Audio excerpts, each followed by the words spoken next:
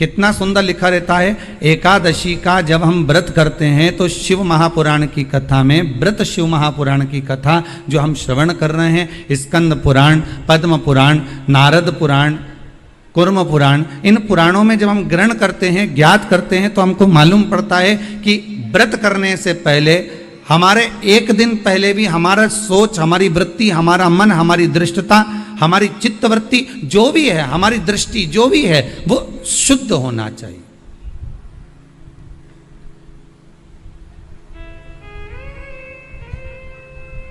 हमारा भाव शुद्ध हो, हमारा मन शुद्ध हो। हम दूसरे से आशा तो रखते हैं कि ये हमको प्रेम से बात करे, हम दूसरे से आशा रख रहे हैं कि हमसे प्रेम से बात करे, हम दूसरे से आशा रख रहे हैं कि ये हमारे से स्नेह से बोले, हमारे से मीठी वाणी का प्रयोग करे। पर पहले अपने भीतर झांक कर देखो कि आप उससे कैसी बात कर रहे हैं।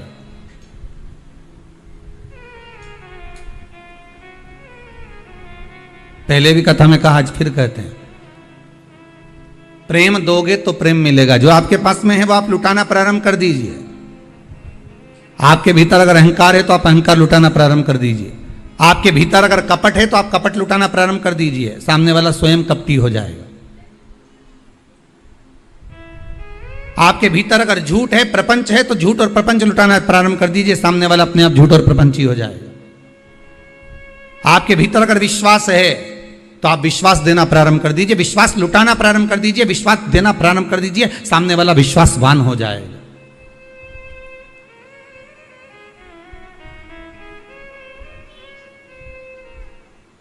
सामने वाला स्वयं विश्वासवान हो जाएगा। आपके भीतर अगर भजन है तो आप भजन देना प्रारंभ करो, सामने वाला खुद भजन गाने बैठ जाएगा। हमने कई माताओं को देखा है, जब तीज त्योहार आता है ना, तो एक माता भजन गाने बैठती है, ढोलक लेके जो पीटना चालू करे, मंजीरा बजाने वाली भी नहीं होना तो दूसरी आके बैठ जाती, मंजीरा उठा ले बजाने लगते। उसको बजाना भी नहीं आता, फिर भी वो आकर बैठ जाती। बैठे बैठे वो ताली बजाएगी, तीसरी फिर आ जाएगी, वो बैठे बैठे ताली बजाएगी, भजन गाएगी। एक गाने बैठी थी, देखते देखते 8, 10, 15, 20 इकट्ठी हो गई। अर्थात आपने भजन दिया है, आपने भजन दिया तो भजन मिल रहा है, आपने प्रेम दिया तो प्रेम मिल रहा है, आपने करुणा दी है तो करुणा मिल रही है, आपने वात्सल्यता दी है तो वात्सल्यता प्राप्त हो रही है। भगवान कृष्ण की माता जी का नाम यशोदा रानी, यश ददाती इति यशोदा, जो दूसरे को यश प्रदान करती है वही यशोदा है। अब आपने तो नाम रख लिया यशोदा और मालूम पड़े दूसरे को दे रही अपयश। यश तो कभी दिया ही नहीं। बहू ने भोजन बनाया, थोड़ी सी सब्जी बेकार बन गई तो तुरंत सास ने कह दिया, पति ने कहा आज तो भोजन अच्छा नहीं बना, इसमें दाल में नमक कम रह गया, मिर्ची ऐसी डल गई, तो तुरंत सास ने कह दिया मैंने नहीं बनाई है, बहू ने बनाई है। मतलब आपने अपयश बहू को दिया है तो एक दिन बहू भी तो अपयश आपको देगी। आप जो लुटा रहे हो, आप अगर कह देती कि दाल मैंने बनाई है और दाल बिगड़ गई होगी, अब शरीर से बनता नहीं है, पाँव में इतना दर्द रहता है ना, तो उसके कारण बस हो सकता है नमक कम डाला हो, ध्यान नहीं रहा हो, मेरी चित्तवृत्ति में नहीं गया हो, मिर्ची ज़्यादा डल गई हो, कुछ हो गया हो, तो सब्जी मेरे हाथ से बिगड़ गई। बहू ने बनाई थी, बिगाड़ी उसने थी, पर आपने उसको यश दे दिया और अपयश अपने माथे पर ले लिया। तो एक दिन बहू भी यही करेगी कि स्वयं यश प्रदान करेगी और अपयश अपने माथे पर लेगी। पर हमारी आदत ये रहती है कि अच्छा करा तो मैंने करा और बुरा करा तो वो बेहरू सिंह ने करा। हमने तो तुरंत कह दिया, अच्छा हम कर रहे हैं, बुरा वो कर रहा है। अब इसमें प्राप्ति कहां है?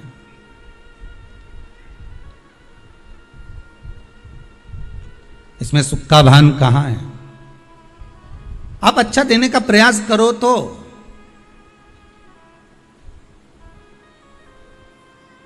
जो साड़ी कोई नहीं पहने, ना बहू पहने, ना बेटी पहने, ना कोई पहने, जब वो साड़ी बहुत दिन की रखी रही और वो साड़ी कोई नहीं पहने, तब तुमने उठाकर उसको भागवत जी पे चढ़ा दी। और आशा क्या रख रही हो कि भागवत मैया ऐसी कृपा करजे, हमारी झोली खुशी से भर दीजिए। भागवत मैया सोचे बता कजन कहाँ की कितने साल पुरानी साड़ी इधर उधर से घूम फिर के तेरे पास आई और तूने मेरे को लाके चढ़ा दी और आशा रख रही है कि भागवत मैया मेरी झोली खुशियों से भर दे। तो भागवत जी बोली कि मैंने तुझसे कहा था कि तू मुझे साड़ी चढ़ा। कभी भागवत महारानी बोलने आई तुमसे? कभी भागवत महारानी ये कहने आई कि मेरे को साड़ी चढ़ा, कि मुझे आभूषण चढ़ा, कि मुझे रतन चढ़ा, कि मुझे माणिक चढ़ा, कि मुझे सोना चांदी चढ़ा? भागवत कभी नहीं कहने आई कि मुझे ये चढ़ाना। भागवत तो ये कहती है कि तुलसी का दल हो तो समर्पित कर दो, और वो भी नहीं है तो मेरे चरणों में आकर बैठ जाओ, नमन कर लो। जब आखिरी में कथा विराम होगी तो तुलसी का दल व्यास जी महाराज तुम्हारे हाथ में पकड़ा ही देगा। तो भागवत तो ये कहती है कि प्रेम का एक पत्ता भी दिया जाए, स्नेह का एक चावल भी दिया जाए तो भगवान स्वीकार कर लेता है। प्रेम और स्नेह से भगवान स्वीकृत करता है, प्रेम और स्नेह से भगवान बढ़ा लेता है। प्रेम स्नेह से रिटर्न बढ़ा थोड़ा सा। प्रेम का अगर भाव होगा, प्रेम अगर आपके पास में है तो आपको मिलेगा, और अगर प्रेम नहीं है तो मिलेगा। जो होगा आपके पास में वो दे दीजिए।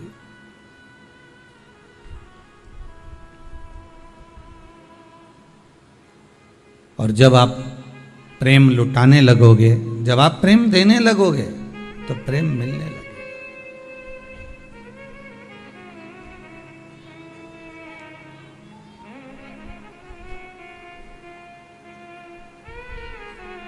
शिव बहुत सरल भाषा में समझ लीजिए, बहुत अच्छे से समझ लीजिए। शंकर भगवान ने अपनी जटा में गंगा जी को रखा और सारे विश्व के उद्धार के लिए, संसार के उद्धार के लिए शंकर भगवान ने वो गंगा पृथ्वी पर भेज दी। अब शिव जी ने आपको क्या दिया है? जम के बोलो, क्या दिए? जटा में से गंगा। आप शंकर जी को क्या दे रहे हो? जो पानी भरकर ले गए हो, लोटा भरकर ले गए हो, भले आपने उसमें गंगा का जल नहीं मिलाया, पर आप लोटा भरकर जल भरकर लेकर गए हो, शंकर को समर्पित करा, तो भाव तो आपका गंगा का ही है कि हम शिव जी को गंगा का जल समर्पित कर रहे हैं। भाव तो आपका वही है।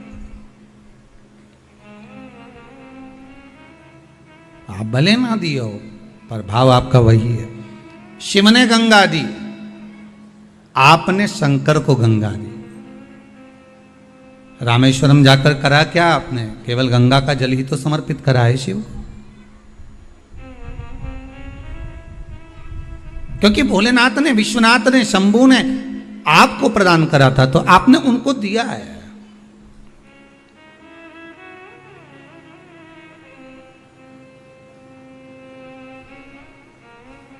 दूसरा, शिव ने आपको क्या दिया? तो शंकर ने दूसरी चीज दी है हमको, सत्य। क्या प्रदान करा है?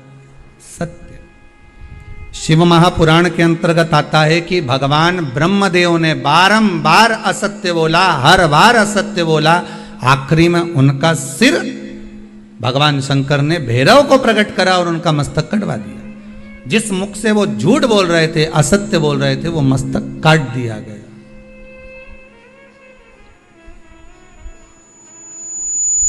वो मस्तक काट दिया गया जिससे वो असत्य बोल रहे थे, जिससे वो झूठ बोल रहे थे।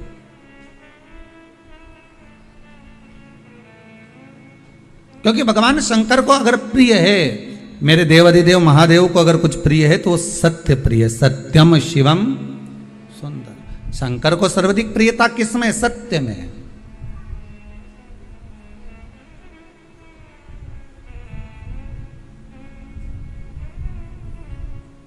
सतनाम कहो, भोलेनाथ कहो, भोलेनाथ कहो, भोलेनाथ कहो। सत्य में शिव है, और जहां शिव है वहां जीवन अपने आप सुंदर है। सत्य शिव ने दिया है। कब दिया? जब सती मैया राम जी की परीक्षा लेकर आई, और परीक्षा लेकर आने पर राम जी कि परीक्षा लेकर जब भगवान शिव के पास पहुंची और शंकर भगवान ने पूछ लिया, क्यों सती तुम नीचे गई थी मृत्यु लोक में, तो मृत्यु लोक में जाने के बाद अपने राम जी जो घूम रहे थे उनकी परीक्षा ली, पर सती ने असत्य बोल दिया कि मैंने कोई परीक्षा नहीं ली। शंकर भगवान ने ध्यान लगा कर देखा कि सती मैया सीता जी का रूप रख कर गई हैं और राघव जी की परीक्षा ले रही हैं। तब शंकर भगवान का हृदय निचोड़ गया, शंकर भगवान का हृदय कचोट गया।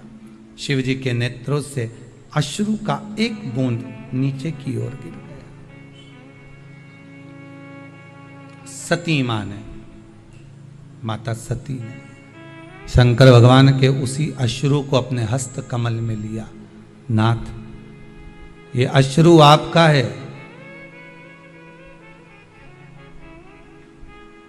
सती आप इस अश्रु की हकदार नहीं हो।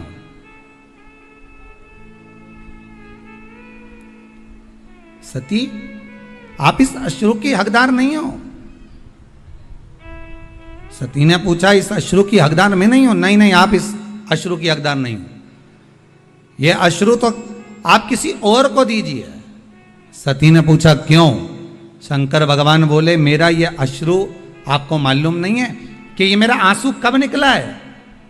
आप झूठ बोली हो, असत्य बोली हो, तब निकला है।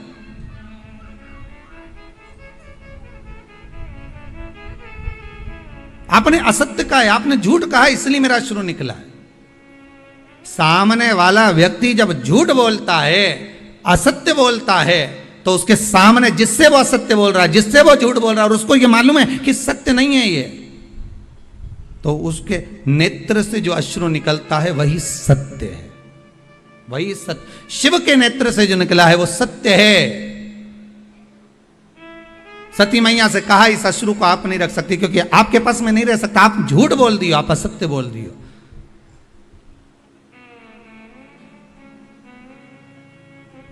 व्यक्ति तो आखिरी में बोलता है राम नाम सत्य है, बाकी का समय तो राम राम जपना, पराया माल अपना, मुख में राम बगल में चोरी। सत्य तो आखिरी में निकलता है, जब जीवात्मा चली जावे, जब ये आत्मा, ये जीव केवल शरीर पड़ा हुआ है और आत्मा निकल गई, तब लोगों ने जब उठा कर लेकर गए तब कहा कि राम नाम सत्य है। इससे पहले सत्यता नजर नहीं आती। जब तक जिंदा रहता है ना, तो परिवार सत्य है, पत्नी सत्य है, कुटुंब सत्य है, मेरा घर परिवार, नाते रिश्ते, ये सब सत्य नजर आएंगे। और जैसे ही प्राण छूट गए, सब असत्य, बस राम नाम सत्य नजर आता, उसके सिवाय कुछ सत्य नहीं दिखता।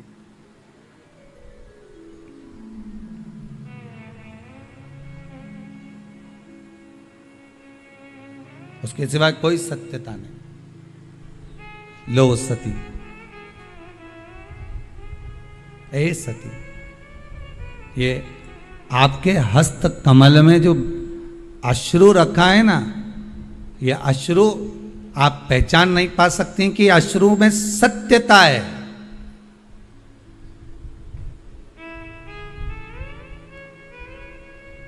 इस अश्रु को आप जान नहीं पाओगे।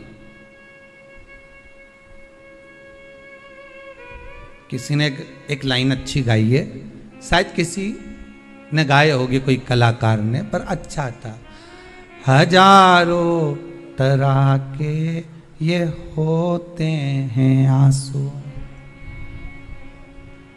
अगर दिल में गम हो तो रोते हैं आंसू, और खुशी में भी दामन भिगोते हैं आंसू। अब अश्रु भी हजार तरह के होते हैं। एक हो सकता है कि प्रसन्नता का भाव आ जाए, तब आपकी आंख में आंसू आ जाए, मेरे बेटे का जॉब लग गया, मेरा बेटा ठीक हो गया, आज मेरा पुत्र ठीक हो गया। आज कोई माता आई थी, कह रही थी मेरा बेटा 5 साल से जो बीमार चल रहा था, बाबा की ऐसी कृपा हो गई, वो ठीक हो गया, वो श्रेष्ठ हो गया।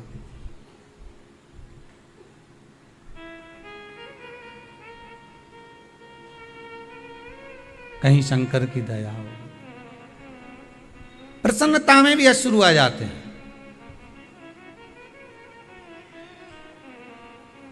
जिससे मिलने के लिए बहुत समय से तरस रहे हो, बहुत समय से जान रहे हो, अगर वही माता पिता कुटुंब कबीला जिससे स्नेहता है वो सम्मुख आ जाए तो भी आंसू आ जाते हैं। प्रेम है, करुणा है, वात्सल्यता, स्नेह।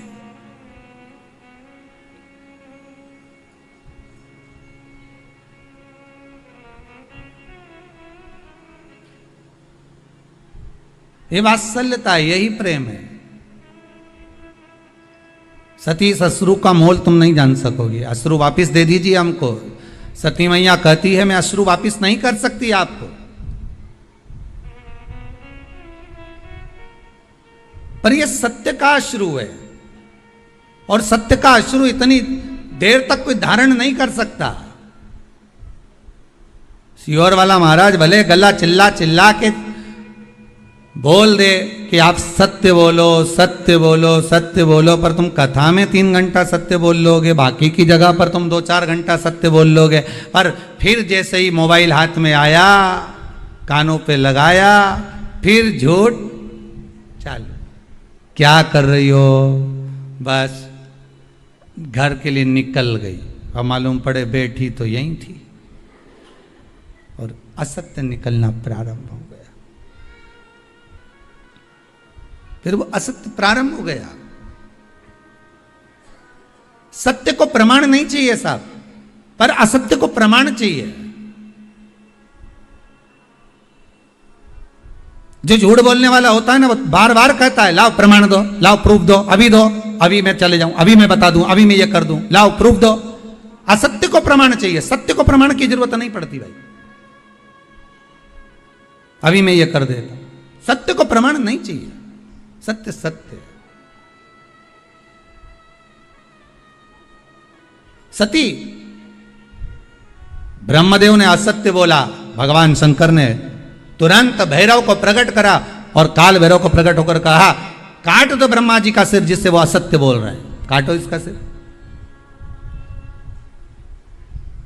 नख तोड़ा, ब्रह्मदेव का सिर कट गया, क्योंकि झूठ बोल रहे थे। असत्य से ब्रह्मा जी का सिर कट सकता है, तो झूठ बोलने से, असत्य बोलने से हमारा पुण्य कट नहीं सकता। पाप बढ़ेगा और पुण्य कटेगा, पुण्य भी तो समाप्त होता है। हमने पहले कथा में कहा था, आज फिर कहते हैं, आप 24 घंटे सत्य मत बोलो, परंतु कम से कम दिन भर में 1 घंटा तो ऐसा बना लो कि मैं 1 घंटा सत्य बोलूंगी। पर वो 1 घंटा किसी को बताना मत कि मैं इसी घंटे में सत्य बोलूंगी, नहीं तो मालूम पड़े कहीं का आकर बहू पूछ ले, क्यों मम्मी सही बताना, मेरे प्रति क्या सोच रही बैठे बैठे, और सास ने जो सत्य बोल दिया तो हो गया कल्याण। वो बताना ही मत को कौन से घंटे में तुम सत्य बोलने वाली।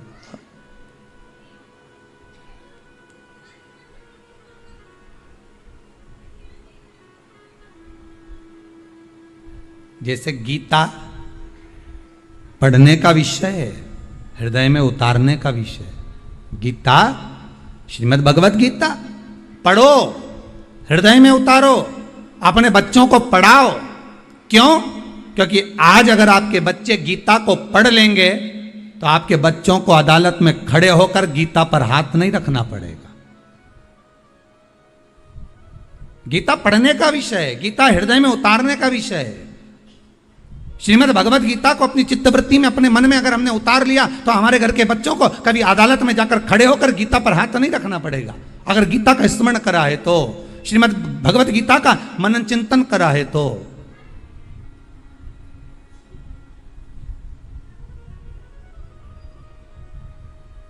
थोड़ा सा सत्य अपने जीवन में उतारो, तब जाकर जीवन का आनंद। सती लाओ, ये मेरा अश्रु मुझको दे दीजिए, ये सत्य से जो अश्रु निकला है, ये सत्य का अश्रु आप मुझे प्रदान कर दीजिए। नहीं नहीं नहीं स्वामी, मैं ये सत्य को अपने पास रखना चाहती हूँ।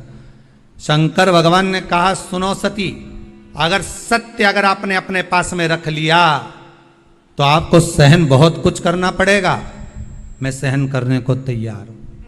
अगर सत्य मेरे पास में रह रहा है तो मैं सहन भी कर लूंगी। और सती ने क्या सहन करा वो आप देख लो। सती जब पिता के यज्ञ में गई और वहां पहुंची, और पहुंचने के बाद माता सती ने जब जो देखा, देखने के बाद सती ने सत्य कहना प्रारंभ करा और सत्य सुनना प्रारंभ करा, तो सती को भस्म होना पड़ा। माता सती को भी भस्म होना।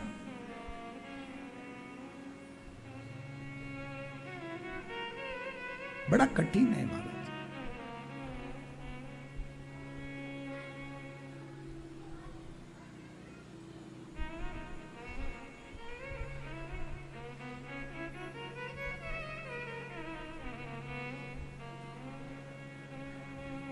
सत्य को पहचान कर सती मैया ने बारंबार शिव से कहा मैं सब सहन कर लूंगी सत्य को, आप मुझे दे दीजिए। शंकर भगवान ने अपना अश्रु, वो सत्य का अश्रु, सत्यता का अश्रु शंकर भगवान ने दे दिया सती माता।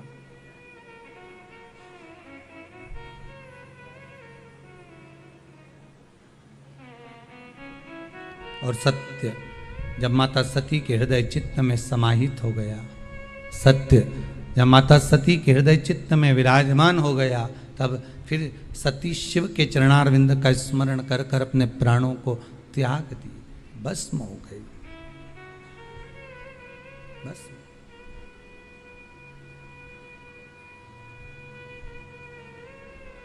और वो सत्य के कारण ही मेरा शंकर, सती मैया हो, पार्वती मैया हो, जगत हो, संसार हो, सत्य के कारण ही मेरा शिव सबके हृदय में विराजमान है। कि आज मेरे भोले का, आज मेरे भोले का सारा जगत दीवाना है। आज मेरे भोले का, आओ से कहिए, सारा जगत दीवाना है। आज मेरे भोले का सारा जगत दीवाना है। आज मेरे भोले का सारा जगत दीवाना है। आज मेरे भोले का सारा जगत दीवाना है। आज मेरे भोले का सारा जगत दीवाना है। बिना मांगे मिले सब कुछ, बिना मांगे मिले सब कुछ, ओ बिना मांगे मिले सब कुछ, बिना मांगे मिले सब कुछ, ऐसा अजब ठिकाना है। बिना मांगे मिले सब कुछ, आओ उस प्रेम से बड़े आनंद के साथ। आज मेरे भोले का सारा जगत दीवाना है। आज मेरे भोले का सारा जगत दीवाना है। जय हो।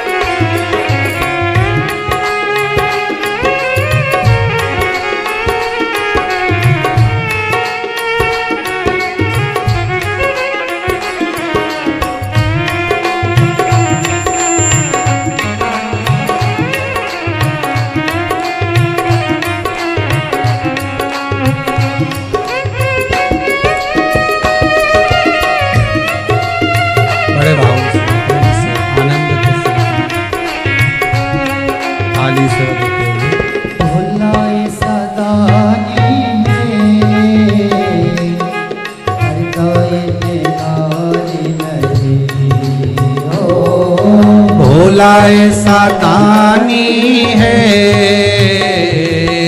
करता इनकार नहीं। भोला ऐसा दानी है, करता इनकार नहीं। भोला ऐसा दानी है, करता इनकार नहीं। जो भी मांगो मिल जाए, हर भोले जो भी मांगो मिल जाए। सब भोला खजाना है, जो भी मांगो मिल जाए। ऐसा खुला खजाना है, आज मेरे भोले का सारा जगत दीवाना है। आज मेरे भोले का सारा जगत दीवाना है।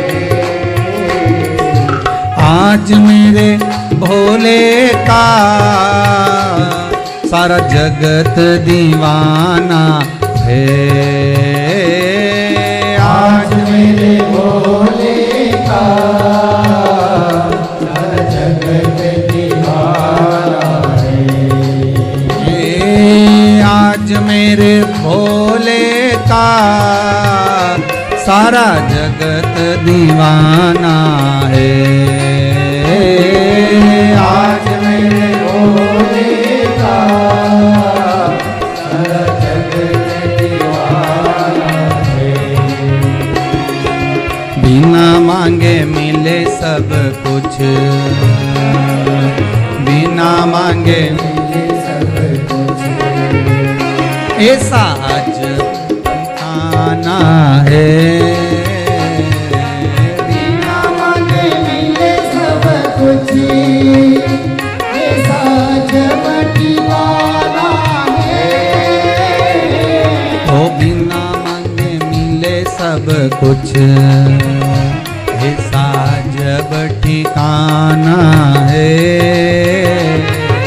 बिना मांगे मिले सब कुछ, ऐसा जब दीवाना है।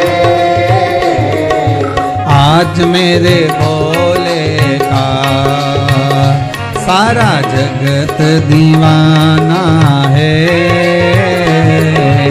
आज मेरे भोले का जय हो सारा जगत दीवाना है। जय हो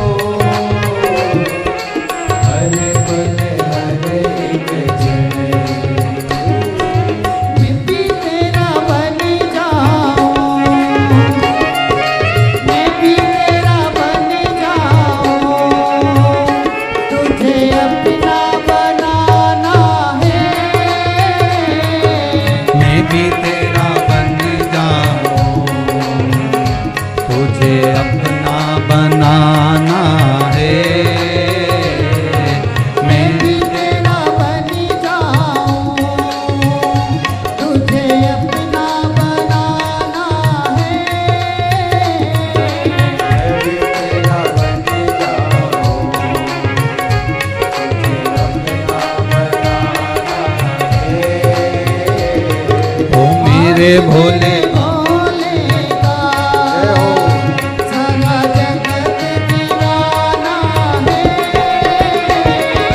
आज मेरे भोले का सारा जगत दीवाना है। आज मेरे मिले सब कुछ ऐसा जगत दीवाना है।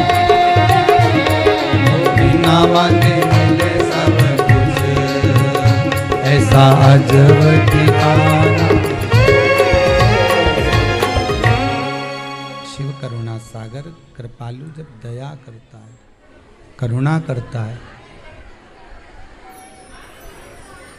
उसके दरबार पर जाकर जब जीव करुणा करे, कृपा करे, दया करे, सागर, ये शिव ही कर सकता है, कोई दूसरा नहीं कर सकता। सत्य शिव को प्रिय है, सत्य शिव को प्रिय है। और जब शंकर भगवान को सत्य प्रिय है तो उस शिव को अगर कुछ देना है तो ब्रह्मदेव को सत्य ही देना था।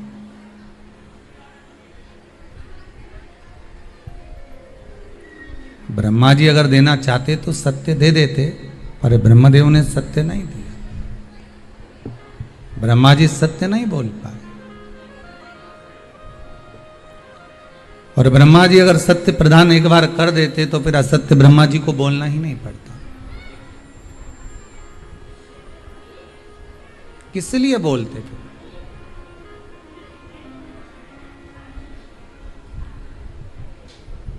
व्रत का सबसे पहला नियम, एकादशी व्रत का सबसे पहला नियम है कि आप जिस दिन व्रत करो उसके एक दिन पहले भक्ति का संचार इस हृदय में कर लो। भक्ति का संचार इस हृदय में कर लीजिए। जिस दिन आप व्रत करो, जैसे एकादशी का व्रत कर रहे हो तो दशमी के दिन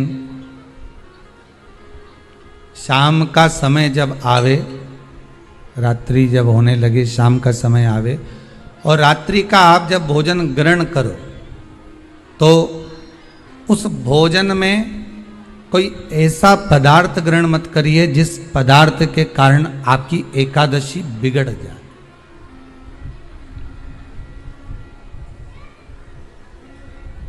कोई बेकार भोजन में ग्रहण नहीं करना, श्रेष्ठ भोजन ग्रहण करिए दशमी के दिन। और एकादशी का दूसरा नियम बहुत ध्यान से सुनिएगा। जिस दिन आपकी एकादशी का व्रत हो उस दिन प्रयास करिएगा कि अपने हाथ से किसी भी वृक्ष की कोई पत्ती टूटे ना। अपने हाथ से किसी भी वृक्ष की, पौधे की, किसी भी वृक्ष की पत्ती अपने हाथ से ना टूटे। बहुत ध्यान दीजिएगा महाराज। एकादशी का ये दूसरा नियम है कि अपने हाथ से किसी पौधे की, किसी वृक्ष की, किसी डाली की कोई पत्ती टूटे ना, कोई पत्ती ना टूटे, इसका प्रयास करिए।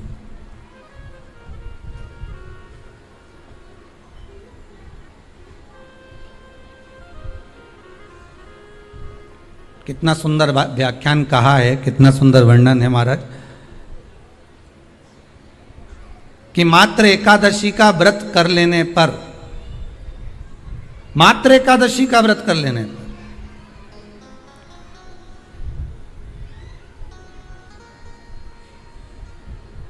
जो पूर्व में किया गया हमारा पाप कर्म है, हमने किसी जीव की हत्या करी है, हमने किसी को कष्ट प्रदान करा है, हमने किसी को अपशब्द कहा है, हमने किसी को ताने दिए, हमने किसी को आड़ा टेढ़ा कहा है, हमने किसी को गालियां दे दी है, मात्र एकादशी का व्रत ही कर लेने पर ये सारे जो दोष हैं वो समाप्त हो जाते हैं।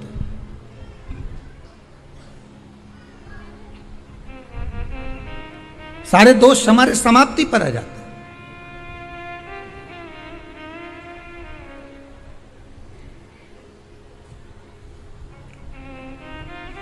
अब एक विचार करिएगा थोड़ा सा अपने मन में, अपने चित्त में, अपनी वृत्ति में एक बात उतारिएगा, एक अपने मन में एक बात को उतार कर रखिएगा कि आप अपने पाप को, अपने पाप कर्म को जिस दिन छिन्न करने वाले हो, समाप्त करने वाले हो, अपने पाप को आप जिस दिन समाप्ति पर लेकर जा रहे हो, तो उसके एक दिन पहले आपको प्रसन्नता होना चाहिए कि नहीं होना चाहिए कि कल मेरा पाप कटने वाला है, कल मेरा पाप समाप्त होने वाला है, जो मैंने पाप कर्म करा है वो समाप्त होगा, जो मैंने पाप कर्म करा है वो कल समाप्त हो जाएगा। तो एक दिन पहले आपके चेहरे पर प्रसन्नता हो कि ना हो?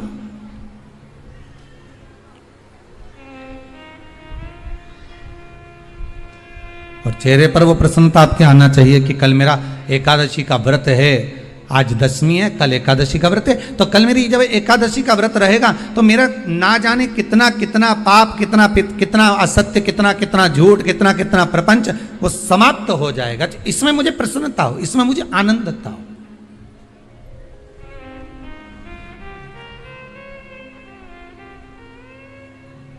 तो क्या कहा गया कि प्रयास करिएगा कि एकादशी के दिन कोई वृक्ष की, कोई डाली की, कोई कोपल की कोई पत्ती ना तोड़ी जाए। क्यों?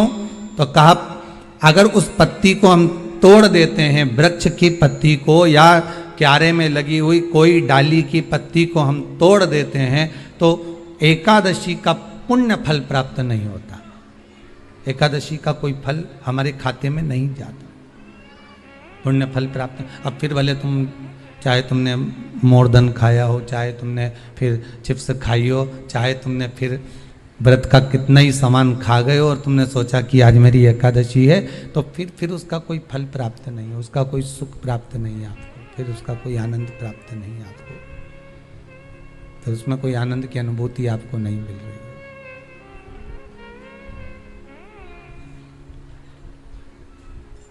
फिर उसमें कोई फल की प्राप्ति आपको नहीं हो रही। आस्था चैनल के माध्यम से जितने भी एकादशी करने वाले हैं और चतुर्थी का व्रत करने वाले हैं, बहुत ध्यान से आज की कथा सुनना कि एकादशी का आपसे आपके बच्चे पूछेंगे, मम्मी हम भगवान विष्णु का दर्शन करते हैं, हम राम जी का दर्शन करते हैं, हम कृष्ण भगवान का दर्शन करते हैं, हम भवानी माता का दर्शन करते हैं, हम शंकर जी का दर्शन करते हैं, हम सारे देवी देवताओं का दर्शन करते हैं, पर ये एकादशी माता तो कभी नजर ही नहीं आती। पूछेंगे कि नहीं पूछेंगे कि तुम जिस एकादशी का व्रत करते हो, इनका जन्म कहां से हुआ, कहां जन्मी थी? एकादशी की जन्म स्थली कहां है? भाई भगवान कृष्ण की जन्मस्थली तो मथुरा है, श्री राम जी महाराज की जन्मस्थली बोल दो जम के अयोध्या है।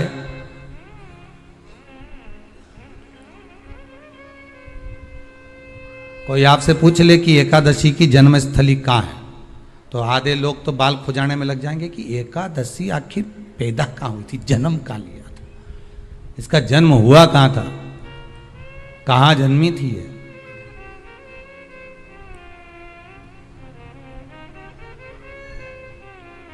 इसका जन्म स्थल है कहाँ? और अगर मान लो जन्म स्थल एकादशी का है,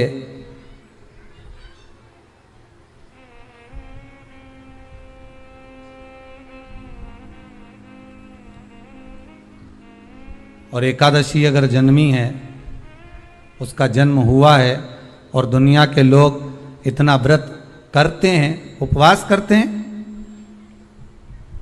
तो फिर इसका जन्म स्थल कहां होगा? तो कहा इसका जो जन्म स्थल है वो बद्रीनाथ। कहां पर है?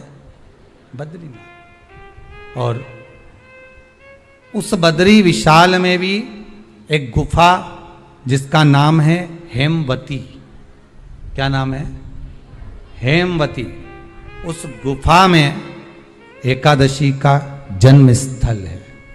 बद्री विशाल में हेमवती गुफा, जो 12 योजन अंदर प्रवेश करने जितनी है, 12 योजन की गुफा के अंदर, हेमवती के अंदर एकादशी का प्रागट्य हुआ था, एकादशी का जन्म हुआ था।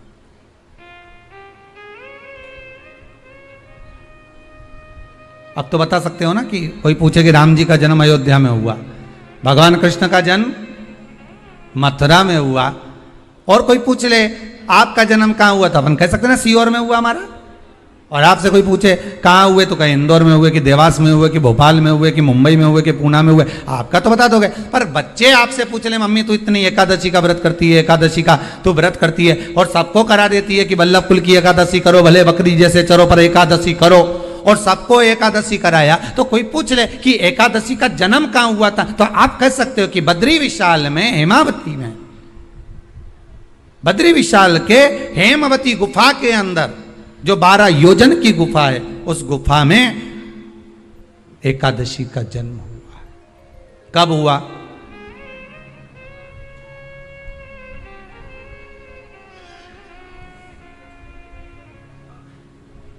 जन्म होने का कारण, राम जी के जन्म होने का कारण था रावण का संहार। भगवान कृष्ण के जन्म होने का कारण था कंस का संहार। नरसिंह भगवान के जन्म होने का कारण, प्रकट होने का कारण था हिरण्यकशिपु का संहार। वराह भगवान के प्रकट होने का कारण था कि पृथ्वी को जल पर लाकर ठहराना, हिरण्याक्ष का संहार।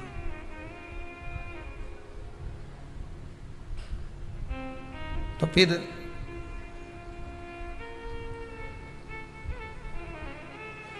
इसके जन्म का कारण क्या है? तो कहा इसके जन्म का केवल एक कारण है। सतयुग में, अब एक और बात का बहुत ध्यान दीजिएगा महाराज, सतयुग एक बार नहीं हुआ कि तुम सोचो कि सतयुग के बाद में द्वापर, त्रेता आ गया, त्रेता के बाद द्वापर आ गया, द्वापर के बाद कलयुग आ। एक सतयुग नहीं है, एक त्रेता नहीं है, एक द्वापर नहीं है। ना जाने कितने कितने सतयुग निकल गए, ना जाने कितने कितने द्वापर, त्रेता, कलयुग, ना जाने कितने निकल गए।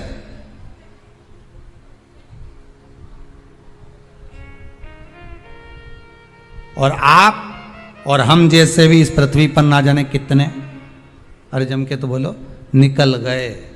पृथ्वी वहीं की वहीं है, जिस मकान में रहते हो वो मकान भी वहीं की वहीं है। बस कभी कभी एकदम प्लाट हो जाता है, फिर उस पर वापस बन जाता है, फिर क्लीन, फिर बन गया, फिर क्लीन, फिर बन गया। ना जाने कितने कितने कितने कितने जन्म हम ले चुके हैं, और हमारे भी आगे का जन्म कितने जन्म होते रहेंगे। जमीन वहीं की वहीं रह जाएगी और अपन चले जाए, बस वो जगह वहीं रह गई। जो पहले परदादाजी की थी, दादाजी को मिल गई, दादाजी की थी, पिताजी को मिल गई, पिताजी की थी, उनके बेटे को मिल गई, उनके बेटे से उनको बेटों को मिल गई। मिलते मिलते मिलते मिलते कब वो जमीन भी बिक गई समय की अवस्था में, फिर दूसरे की हो गई। और हम सोच कर रह गए कि ये हमारा है, हम इसके लिए लड़ाई करें, झगड़ा करें, हम केवल इस जमीन के लिए, जरा सी प्रॉपर्टी के लिए अदालत में खड़े, अपना समय बर्बाद कर दिए, और जो पाना था वो छोड़ दिया।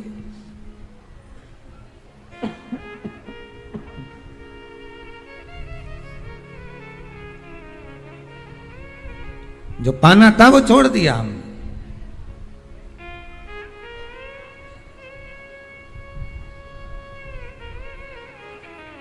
असली रजिस्ट्री तो ये शिव महापुराण की कथा है, जिसमें बैठकर आप 3 घंटा भगवान की भक्ति को जो धारण कर रहे हो, 3 घंटा जो भगवान की कथा को आप श्रवण कर रहे हो, 3 घंटा जो भगवान की भक्ति में आप डूबे हुए हो, 3 घंटा जो भगवत स्मरण में आप लगे हुए हो, बस यही असली रजिस्ट्री है, यही वहाँ काम आने वाली है। इसके सिवाय कुछ काम नहीं आएगा। धन दौलत माल खजाना सब पड़ा की पड़ा रह जाना, सब धरा की धरा।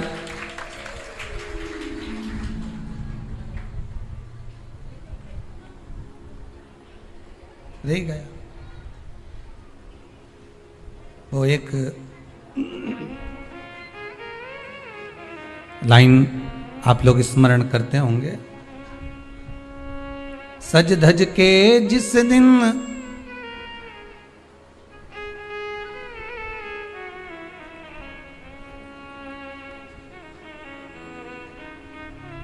सज धज के जिस दिन मौत की शहजादी आएगी, न सोना काम आएगा न चांदी आएगी। अलमारी में दरा की दरा रह जाएगा, लॉकर में पड़ा की पड़ा रह जाएगा। लॉकर में पड़ा की पड़ा है, अलमारी में धरा की धरा है। कपड़े भी सारे घड़ी बने की बने रहे, कपड़े भी धरे की धरे रह गए और सब पड़ा रह गया। कि छोटा सा तू कितने बड़े अरमान हैं तेरे, मट्टी का तो सोने जैसे मान है तेरे। मट्टी की काया एक दिन मट्टी मिल जाएगी, न सोना काम आएगा न चांदी आएगी, न सोना काम आएगा न चांदी आएगी। सज धज के जिस दिन मौत की शहजादी आएगी, ना सोना काम आएगा ना चांदी आएगी, ना सोना काम आएगा ना चांदी आएगी। सब पड़ा रह जाएगा, धरा की धरा रह जाएगा, सब पड़ा की पड़ा रह गया, जीव चला गया। झगड़ा करा, लड़ाई करी, विवाद करा, खूब झगड़े पर मिला क्या? इतनी सी जमीन है, इतनी।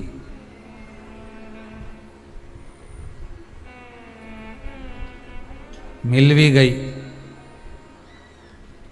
हो गया, मान लो तुमको मिल गई लड़ाई झगड़ा में। यहाँ तो शिव महापुराण की कथा कहती है कि माता पिता के आशीर्वाद से बड़ी दुनिया में कोई प्रॉपर्टी नहीं है। माता पिता के आशीर्वाद से बड़ी दुनिया में कोई दौलत नहीं है। कि जिस घर में माँ बाप की इज्जत नहीं होती, उस घर में देखना कभी बरकत नहीं होती। सही प्रॉपर्टी, सही जमीन, सही जायदाद, सही धन, सही दौलत, सही संपदा तो माता पिता का आशीर्वाद है।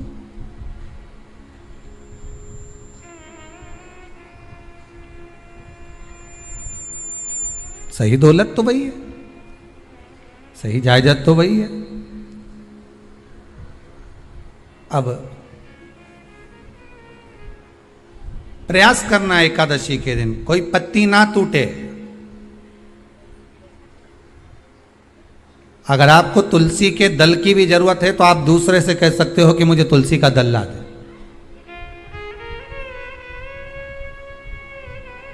पर मेरे हाथ से मैं किसी को कष्ट ना दूं।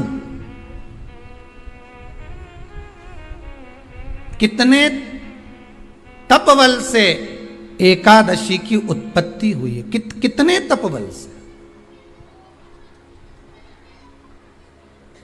महाराज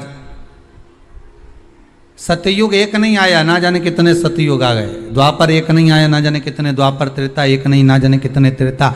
कलयुग ना जाने कितने हुए, और अपने जैसे भी ना जाने कितने। तो कभी कभी तुम अहंकार भी मत करना। अपने भीतर यह अभिमान नहीं आना चाहिए कि आपके बराबर कोई दान नहीं कर सकता। किसी के भीतर यह अहंकार ना आए कि हमारे बराबर कोई ये नहीं कर सकता, हमारे बराबर ये कोई बोल नहीं सकता, हमारे बराबर ये कोई होड़ नहीं कर सकता। नहीं नहीं, अहंकार को छोड़ दो।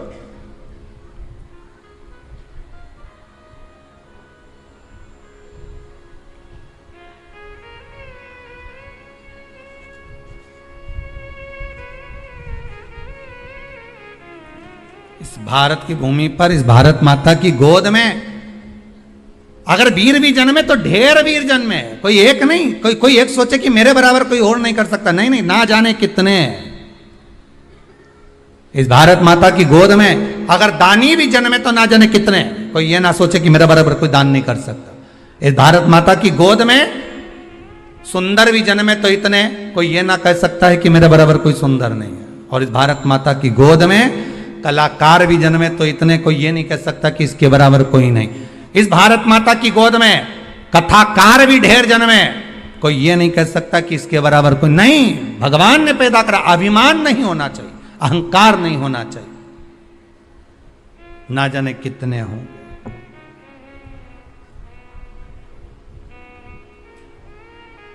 ना जाने कितने।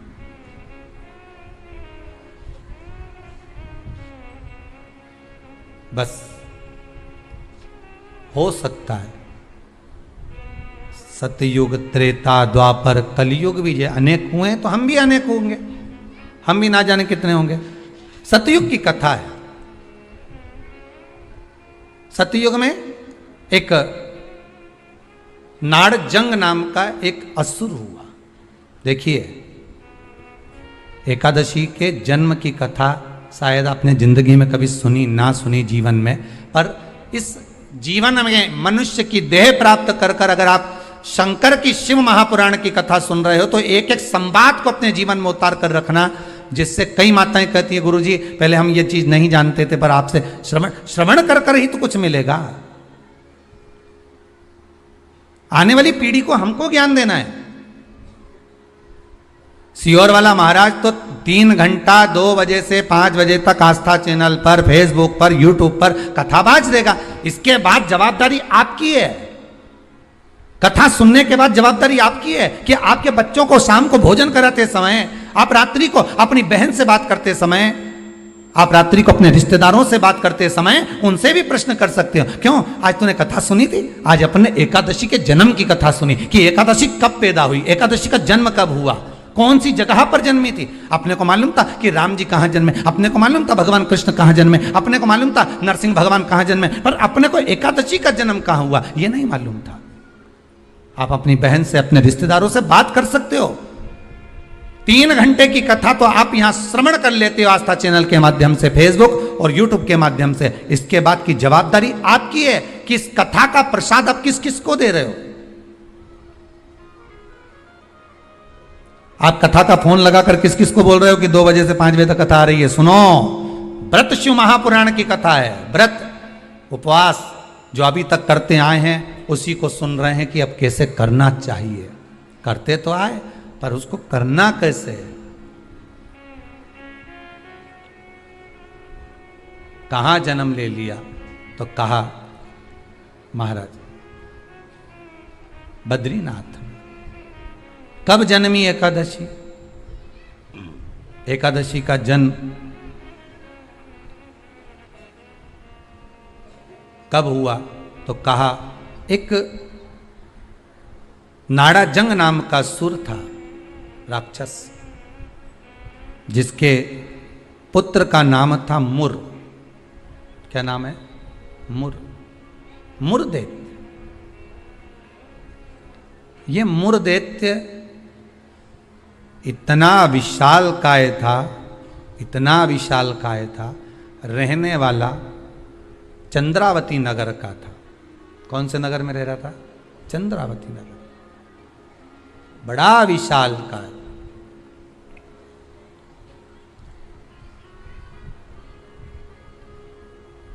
इसमें बल इतना था, इतना बल था कि एक दिन मुरदैत्य ने तप साधना कर कर, दान पुण्य कर कर, स्मरण कर कर सारा पुण्य अपने खाते में रख लिया। आपको कल कथा में कहा था, उद्यापन करना मतलब उतने व्रत का पुण्य अपने खाते में जमा कर लेना, फिर वो समाप्त नहीं हो सकता।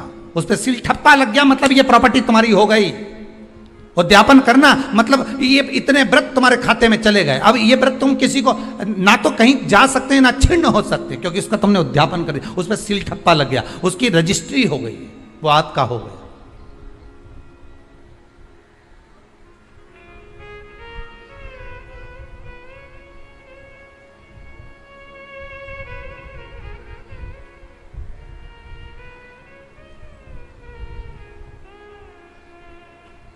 अब मुरदैत्य बड़ा बड़ा उपद्री था, बड़ा उपद्री, इतना उपद्री, पर साथ में वो दान भी बहुत करता था, साथ में वो पुण्य भी बहुत करता था, सत्कर्म बहुत करता था।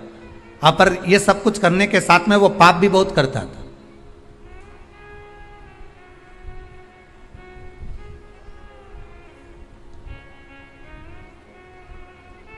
बहुत पाप करता था, पुण्य के साथ में पाप भी बहुत करता था। होता है व्यक्ति पुण्य के साथ में पाप कर भी देता है। शंकर जी के मंदिर में लोटा भर के पानी चढ़ाने गया और मन में विचार कर कर गया, बताओ अपने आप को कैसी इत्र आ रही है, दूसरे को देख के अपन तुरंत उसी समय पे पाप कर लिया। बताओ अपने आप को कितनी इत्र आ रही। अरे अरे वो इतरारे इतरान दे, तू तो अपना शंकर जी के जल चढ़ाने हरिओम बोलने, नमः शिवाय बोलने अपने घर जा। तेरे को क्या करना कि इतरारी ने कई कर रही, वो करे करना। तुम तो शंकर जी भजो, शिव नाम जपो, शंकर का स्मरण करो और भगवान का भजन करके अपने घर जाओ बस। पर मुरदैत्य पुण्य भी करता था तो पाप बहुत करता था। इतना पाप कर्म था, इतना पाप कर्म था कि वो घबराए नहीं, बस पाप ही पाप में लिप्त हो जाए। समय आया, एक बार ये मुरदैत्य पहुंच गया अमरावती, अमरपुर, भगवान वैकुंठ अधिपति के उस भवन में जहां 33 कोटि देवता सदा विराजमान रहते हैं। ऐसे सुंदर आनंद में भगवान के धामों में पहुंच गया और जिस इंद्र लोक में जाता तो इंद्र को पकड़कर जमीन पर फेंक देता।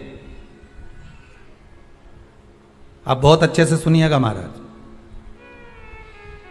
देवता ऊपर जब युद्ध करते थे और युद्ध के मैदान से नीचे गिरते थे तो मृत्यु लोक में नहीं आते थे। कहाँ नहीं आते थे? मृत्यु लोक में। पर मुरदैत्य इतना बलवान था कि देवताओं को जब पकड़कर फेंकता था तो किसी लोक में नहीं जाते थे, मृत्यु लोक में ही जाते थे। अब बल देखिए कितना प्रबल होगा। कोई लोक नहीं, ऊपर से फेंका तो डायरेक्ट नीचे।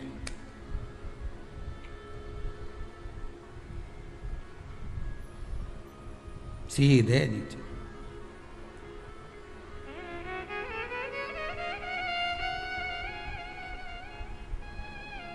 जितने लोक उतने देवता, और जितने लोक उतने देवता।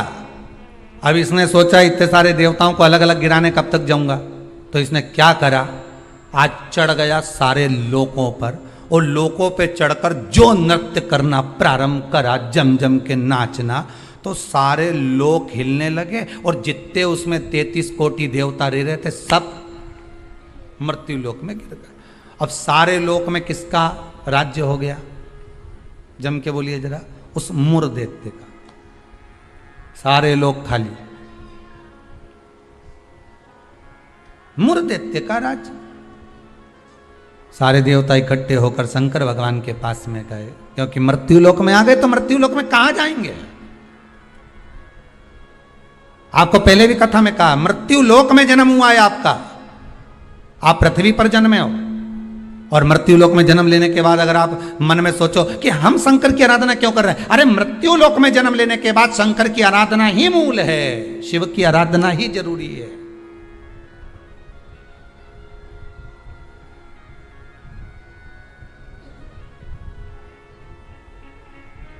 कहां जाएं, किससे कहें? वैकुंठ लोक के अधिपति भगवान विष्णु, ब्रह्मलोक के अधिपति भगवान ब्रह्मा, इंद्र लोक के अधिपति इंद्र, यमलोक के अधिपति यम, मृत्यु लोक के अधिपति महादेव है, भगवान शिव है।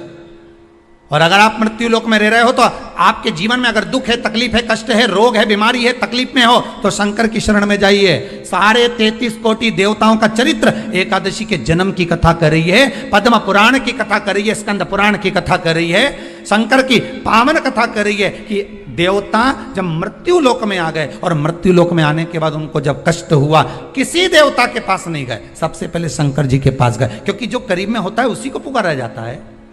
एक बहू पूना में रह रही है और एक बहू तुम्हारे साथ में रह रही है और तुम्हारा पेट दुखे या चक्कर आ रहे हैं तुमको, तो क्या पूना वाली को फोन लगा के बोलोगी बहुत चक्कर आ रहा है?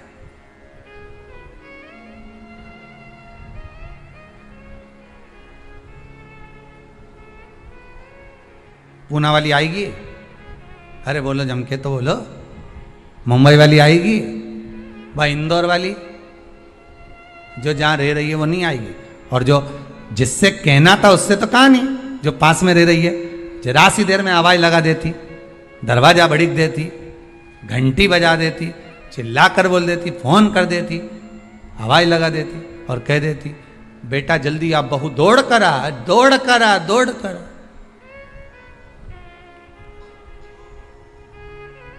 बोलो आती कि नहीं आती?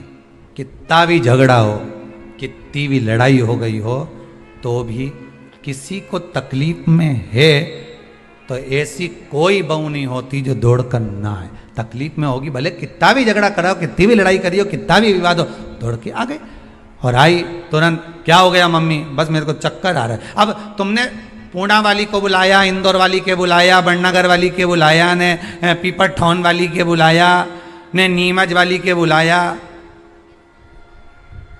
सब क्या बुलाया तुमने, पर तुमने उसको नहीं बुलाया जो पास में थी।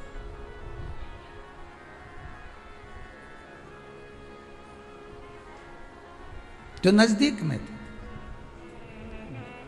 मृत्यु लोक में जब देवता नीचे गिर गए तो इनके नजदीक में कौन थे? भगवान शंकर। जब शंकर भगवान नजदीक में थे तो सारे देवता शिव जी के पास दौड़ कर गए, भोलेनाथ जी के पास दौड़ कर जाकर हर हर महादेव, हर हर महादेव, हर हर महादेव। जैसे ही हर हर महादेव बोला, शंकर भगवान के नेत्र खुल गए। शिव जी ने पूछा कैसे आना हुआ ये तो बताओ। कहा महाराज जी ये वो मुर दैत्य ने हम सबको नीचे पटक दिया। अच्छा तो फिर क्या चाहते हो? बस उस मुर दैत्य का संहार कर दो। शंकर भगवान बोले मुर दैत्य का संहार मैं करूंगा?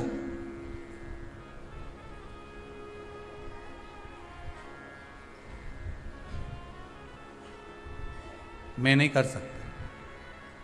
क्यों? उसका संहार भगवान विष्णु करेंगे। उनसे जब कहो जाकर, तो भगवान विष्णु तो हमारे, हम 33 कोटि देवता नीचे नजर आ रहे, पर भगवान विष्णु कहीं नजर नहीं आ रहे। हमको तो लग गया ऊपर से पटका होगा तो वो नीचे चले गए होंगे। भगवान नहीं दिख रहे हमको, हमें नजर नहीं आ रहे, हम कहां ढूंढे उनको? ये हमारी दृष्टि है। हमारी दृष्टि से भगवान को हम देखने का प्रयास करेंगे ना, भगवान नहीं मिल सकता। भगवान को पाने के लिए भीतर की दृष्टि चाहिए, आत्मा की दृष्टि, मन की दृष्टि चाहिए। हमारी दृष्टि पे तो चश्मा लगा होता है, हाँ, ब्लैक कलर का लगा है तो ब्लैक दिखेगा, नीला लगा है तो नीला, पीला लगा है तो पीला, हरा लगा है तो हरा। उसी तरह हमारी दृष्टि पे चश्मा लगा है, कामी होगा तो कामी दिखेगा, लोभी होगा तो लोभी दिखेगा। चोर को चोर नजर आता है, साहूकार को साहूकार नजर आता है, बेईमान को बेईमान नजर आता है, ईमानदार को ईमानदार नजर आता है, धर्मात्मा को धर्मात्मा नजर आता है, पुण्यात्मा को पुण्यात्मा नजर आता है। साहूकार को साहूकार दिखेगा, ईमानदार को ईमानदार दिखेगा, ढोंगी को ढोंगी नजर आएगा, पापी को पापी नजर आएगा, कपटी को कपटी नजर आएगा। आप जैसा चश्मा लगाए होगे, सामने वाला व्यक्ति वैसा नजर आएगा। आप अपनी आंखों का इलाज अच्छा करवाओ, सामने वाला व्यक्ति अपने आप ही अच्छा नजर आने लगेगा, अपने आप। हमारी सास तो हमेशा हमारा बुरा ही सोचती है। सास बुरा नहीं सोचती, चश्मा गड़बड़ हो गया। समझ गए? अरे बोलो तो, समझ गए ना? चश्मा गड़बड़ हो गया मतलब दृष्टि गड़बड़ हो गई। हमने देखा हमारी सास हमारा बुरा सोचती है, मतलब बुरे हम हैं, हम सोच रहे हैं बुरे। अगर अच्छा सोचते तो कह देते हाँ है तो सास ना, इन्होंने मेरे पति को जन्म दिया है, और मेरे पति को जन्म दिया। जब पति इतना प्रेम से मेरे से व्यवहार करे तो सास क्यों व्यवहार खराब करेगी? अरे बोलो तो, करेगी। जब पति तेरे लिए जेब में भर के गजक लाए, कुरकुरा लिया है, चिप्स लिया है, तब तूने एक बार भी नहीं किया कि बताओ मेरा क्या जो, तो कहे पति अच्छा है पर सास बुरी। नहीं नहीं, दृष्टि हमारी बुरी है, उसमें हमें सामने वाला व्यक्ति गलत नजर आ रहा। हम अच्छा देखना प्रारंभ कर देंगे ना तो हमको अच्छा मिलने लगेगा।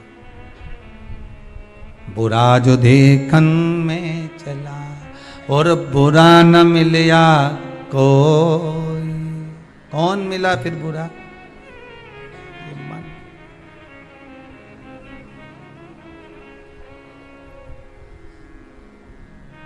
इस मन को बुरा करना। मैं नहीं मार सकता मुर्दैत्य को, भगवान विष्णु मारेंगे। भगवान विष्णु कहाँ मिलेंगे? क्षीर सागर में शयन कर रहे हैं, जाइए। सारे देवता पहुंच गए क्षीर सागर। प्रभु कृपा करिए। भगवान विष्णु ने पूछा क्या हुआ? वो मुर्दैत्य ने आक्रमण कर रखा है, सबको उठा उठा के पटक दिया, एक भी नहीं बचा, सारे लोग खाली पड़े। अच्छा, फिर मां कौन बैठा? तो क्या मुर्दैत्य बैठा अकेला? हो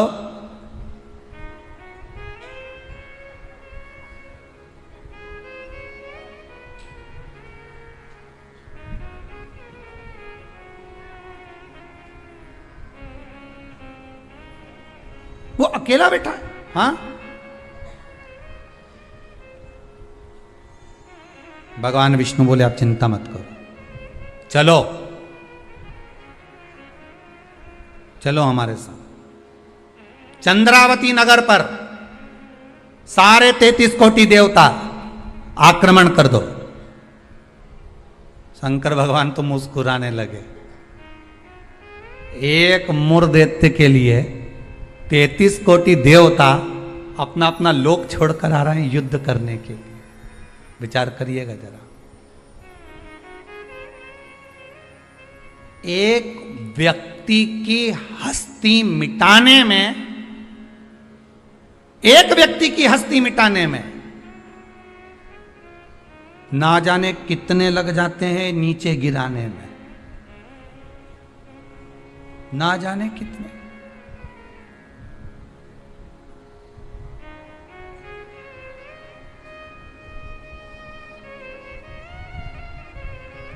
जब व्यक्ति मर जाता है तो दुनिया के लोग रोते हैं, बेचारा मर गया। और जो मर गया उसको वापिस जिंदा कर दे भगवान तो फिर खो जाते हैं, फिर उड़ गया, वापिस उड़ गया। फिर ना जाने कितना मेहनत करेगा, कितना कमाएगा, ना जाने कितनी बिल्डिंग बना लेगा, ना जाने कितना धन जोड़ लेगा, खो गए। मरा तो रो गए। संसार का नियम है। एक व्यक्ति की, मुर्दैत्य की मात्र हस्ती को मिटाने के लिए सारे आ गए, पर 33 कोटि देवता 15 मिनट नहीं लगे मुर्दैत्य को। 15 मिनट में मुर्दैत्य ने सारे देवताओं को हिला दिया, भाग गए।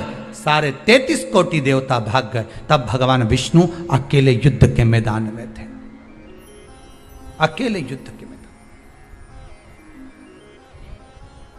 और अकेले भगवान विष्णु जब युद्ध के मैदान में युद्ध प्रारंभ करा, भगवान ने उठाया सुदर्शन चक्र और भगवान ने उठाकर सुदर्शन चक्र को फेंका। मुर्दैत्य के जितने जितने असुर थे, जितने राक्षस थे, सबका संहार करने के लिए फेंका। फेंक तो दिया, सारे जितने असुर थे वो मर भी गए, पर मुर्दैत्य इतना प्रबल था कि उसने एक फूंक मारी, सबको जीवित कर दिया। भगवान विष्णु आश्चर्य में पड़ गए, गजब गजब। ये एकादशी के जन्म की कथा है।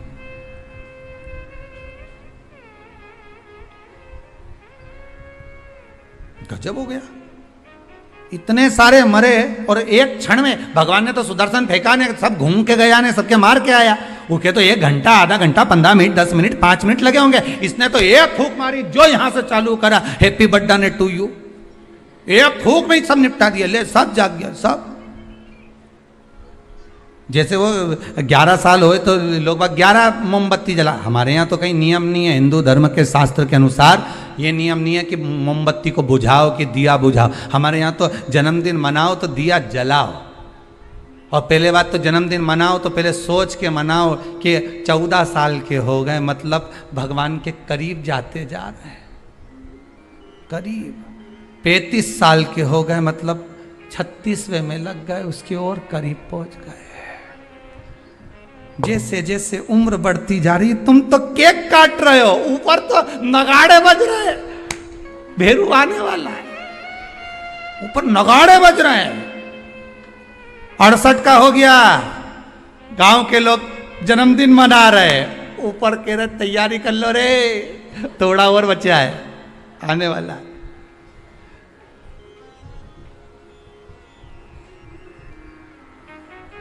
कई लोग पूछते हैं तो गुरुजी क्या हम जन्मदिन नहीं मनाए? हमने कहा मनाओ। तो आप तो ऐसा बोलते हो। हमने कहा जन्मदिन मनाना मतलब हम तो समझ जाते हैं कि ये जन्मदिन इसलिए मना रहे हो क्योंकि तुम्हें खुशी है भगवान के पास जाने की, इसलिए मना रहे हो कि अब हम भगवान के और करीब हो गए, हम और करीब हो गए, हम और करीब हो गए। अरे जन्मदिन आता जाए तो विचार करते जाओ कितने साल निकल गए। ना राम नाम लीनो ओ तूने भरी जवानी में, तो डूब के मर जा रे चुल्लू भर पानी में। अरे काय जन्मदिन मनाओ तो विचार करिए कि हमारा जन्मदिन हम क्यों मना रहे हैं, किस लिए मना रहे हैं, कहाँ जा रहा है, हमारा समय निकले चले जा रहा है। ना राम गाए ना कृष्ण गाए ना शंकर का स्मरण करा, यूं ही गवा दिया। और बच्चा कुचा था तो जन्मदिन आदि रात को मेन रोड पे गाड़ी को खड़ा करके बोनट पे केक रख के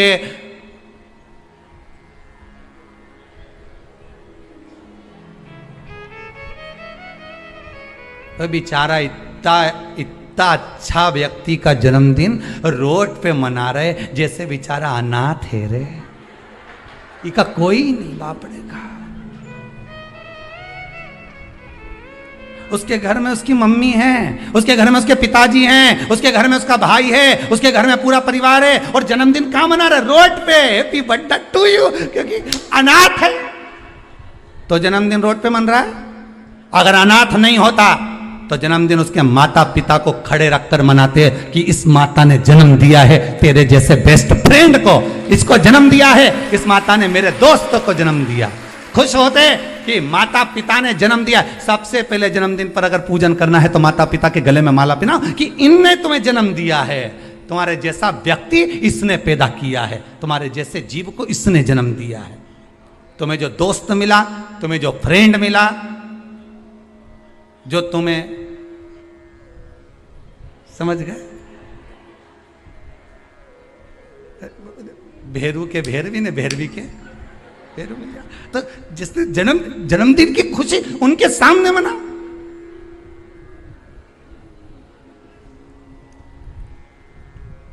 चले गए रोड पे, गाड़ी खड़ी कर ली, केक काट लिया, आधी रात को बम फटाका फोड़ लिया, बस। क्या मतलब?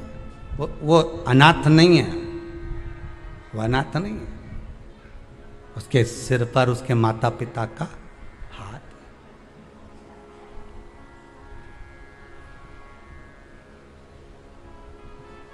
ने एक फूंक मारी केक की, सारी मोमबत्ती बुझा दी, और इस मुर्देते ने एक फूंक मारी ने जितना गिरा पड़ा था नहीं सबके जगा दिया एक ही में।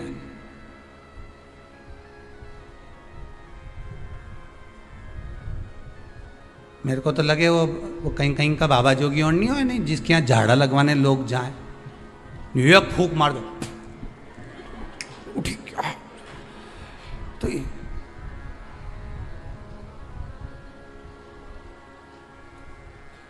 देखा एक फूंक में उठ गया। तो जो उठा उससे पूछा कितना समय से बीमार पड़ा था ने, महाराज जी ने एक फूंक मारी ने उठ गया। वो बोला फूंक से उठा नहीं हूं, महाराज जी के मुंडा में ऐसी बदबू आई रही थी, एक बार में उठ गया, इसलिए भगाई, दूसरी मार देगा फूंक तो निपटी जाऊंगा, तो मैं जाऊंगा। और के गया महाराज जी के कान में, कहीं पायरिया की कहीं बीमारी तो नहीं है मुंडा में, एक फूंक में